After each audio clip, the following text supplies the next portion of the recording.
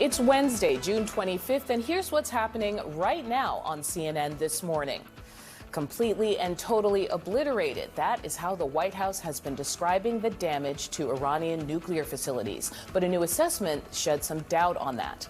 Plus, right now, President Trump attending a one-day NATO summit, and he's questioning Article 5. Is the U.S. committed to defending NATO allies?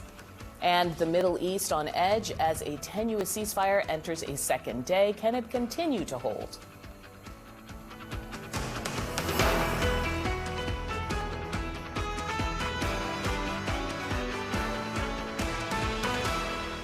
It's 6 a.m. here on the East Coast. Good morning, everybody. I'm Audie Cornish. I want to thank you for waking up with me. We're going to start today with President Trump lashing out at an early U.S. intelligence assessment, which found that U.S. strikes on Iranian nuclear sites may not have destroyed them completely. Now, 7 people briefed on the intelligence tell CNN the strikes on Iranian nuclear facilities at Fordow, Natanz, and Isfahan severely damaged the above-ground structures. But the early Defense Intelligence Agency assessment finds Iran's stockpile of enriched uranium material was not destroyed. Another source tells CNN the centrifuges are still largely intact. Now, the early assessment finds the strikes likely set back Iran's nuclear program by a few months, contradicting public comments by Trump administration officials who declared Iran's nuclear program to be obliterated. Trump once again pushed back on the intelligence report a short time ago during the NATO summit in the Netherlands. What they've done is they're trying to make this unbelievable victory into something less. Now, even they admit that it was hit very hard, okay? But it wasn't hit hard. It was hit brutally, and it knocked it out. The original word that I use, I guess it got us in trouble because it's a strong word. It was obliteration, and you'll see that. Joining me now in the group chat, Margaret Talev, senior contributor at Axios, Joel Rubin, former Deputy Assistant Secretary of State during the Obama administration, and Doug Heye, Republican strategist and former communications director at the RNC. Thank you guys for being here. And Doug, welcome back, because you were actually in Israel, right, for a time? Week, yeah. And so tell me a little bit about the significance of this intel moment, because to me it seems like everything rests on this. The moves from Israel or the U.S.? Well, everything we see from Donald Trump from day one when he took that escalator ride was, as we're talking about legislatively, big and beautiful. So we have a big, beautiful bill that's in front of the House and the Senate right now. He's talking right now about big, beautiful bombs, which is why he's talking about things like obliteration. And what we see in initial assessments may be true, may not be true, but they certainly contradict what Donald Trump has said. It's why he's angry about it. But ultimately, so much of what we do in politics and unfortunately foreign affairs is the basketball game is over. What happened and what does it mean moving forward in the next round of the playoffs? I think we need to take our time and wait and see what happened and what it means both here and obviously in Iran and in Israel. Joel, I want to ask you about an op-ed actually written by the former Secretary of State Antony Blinken, who served under President Biden. And he was writing this, that the strike on 3 of Iran's nuclear facilities by the U.S. was unwise and unnecessary. Now that it's done, I very much hope it succeeded. Now that is a question mark in some ways, right, or yes. rather, what does it mean to succeed is a question mark. Can Yeah, you talk about how to think about this now? Sure, Audie. So a couple of things. First of all, success is whether or not Iran's nuclear program has been fully set back and leads to, I believe, verifiable, strong negotiations that conclude this chapter of the Iran-U.S. Battle over the future of, frankly, these weapons of mass destruction. But for Secretary Blinken, what he was making the point is that there are high risks involved. And we're seeing it now in the discussion about the intelligence. But I do think, and I agree with Doug on this, let's wait to see what the full intelligence community assessment is. One leak from 1 out of 16 intelligence agencies is not definitive. Say that again. One leak. One leak out of 16 intelligence agencies is not definitive. So you're listening for more? I'm listening for more. Do you trust what you hear if the president cast doubt on the intelligence that he's been hearing? I trust the intelligence community's full assessment more than anything. I think that President Trump is probably continuing to make and articulate an argument that, quite frankly, makes a lot of sense. But until we have the full data, we don't know. And it's also very important to point out that we do not have full information either prior to these strikes. So to assume that there's some computer out there that's going to spit out the exact answer, that that's unrealistic. Margaret, lawmakers were supposed to receive a classified briefing. That's been delayed by a week. Senators are talking about what they know. They're worried about what they don't know. I want to play for you Senator Lindsey Graham and Senator Rand Paul, because I think they both have some interesting insights here.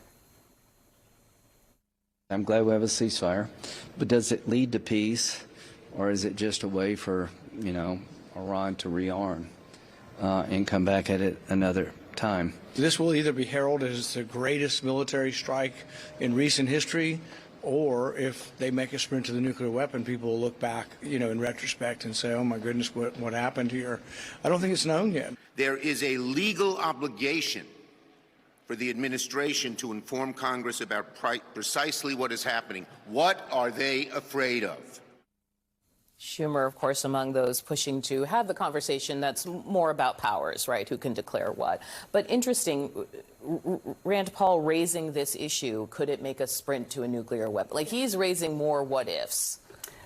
This issue really is, it's not just factually complicated, it is also politically complicated. There are divisions among every political faction, including the Republican Party and many Democrats who don't like President Trump, don't like the way he did this, but think, you know what, Iran was awfully close to being ready with the weapon, and maybe there should have been some intervention like this. I think what Lindsey Graham is talking about, and with Paul and Graham, you really see the difference between like interventionist and like, what are we doing? But what Graham is talking about is quite interesting, because the question is, even if the ceasefire holds, does that mean that Iran has changed its mind and is like, oh, never mind, not doing, the nuclear weapon thing anymore?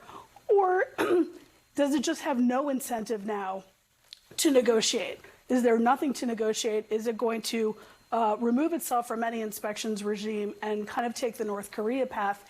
And did President Trump's actions push them further? And the North Korea path, meaning doing a surreptitious program. And much faster than people thought they could. And so Exactly. all of these questions are really moving targets. They're quite important. And the irony is you're going to see Trump now at NATO for this very quick visit, basically saying Article 5, whatever, leaving a lot of questions about the U.S. role with the allies. But if Iran does take that sort of quiet path away from negotiations, it probably is only a NATO ally, not the United States, that has the even theoretical capacity to bring them back to the table. You guys say Politics are huge here in Israel as well. When I landed in Israel, the conversation politically was, will there be a vote of no confidence on Benjamin Netanyahu, and will it be a round of three? How far does it go? We met with Yair Lapid, who's the opposition leader, and that's half of what our conversation was a vote of no confidence.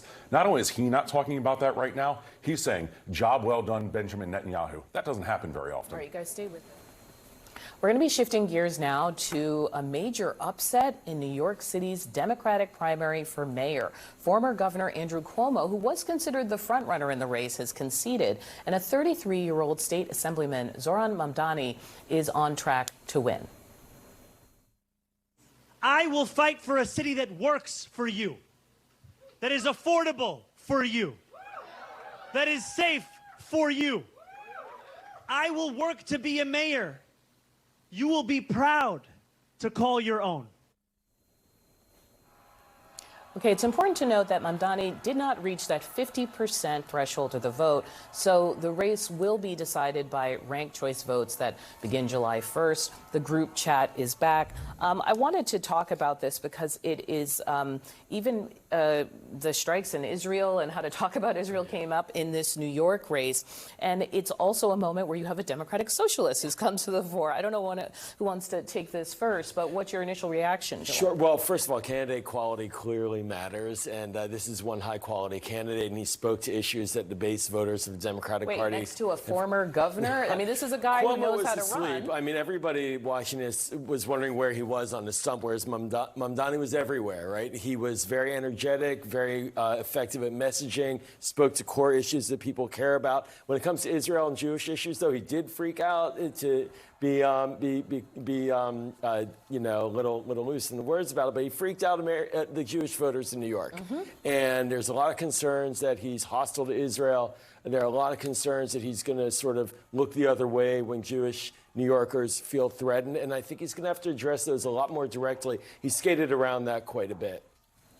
There's so many elements here because on the one hand, you have a 33-year-old Democratic socialist, and it feels like this is an AOC, Bernie Sanders, young movement wing of the Democratic Party. And she did support him, so this absolutely. is not, Is it going to have, does it say anything about our national politics? And I think that's why we are sitting here talking about it. Is he going to become a lightning rod that Republicans nationally are going to say this is the Democratic Party, and can Republicans use that in the midterms? And then on the other hand, I think there is the candidate quality issue. You have Eric Adams, extremely compromised, now running as an independent.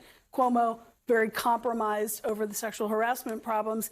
And this young, vibrant candidate who walked the length of Manhattan and is talking about... So just not compromised, basically, is the bar. Well, he's not those two. Let me bring Doug in for the last moment, because I remember... compromised because, essentially New York is the largest Jewish city in the world. Bigger than Jerusalem, bigger than Tel Aviv, more Jews in New York City than either of those cities, maybe even combined. So Mamdani does have a problem moving forward there. But on the issue of candidate quality, yes, very clearly Andrew Cuomo had a lot of personal issues. But what was the reason for him to run?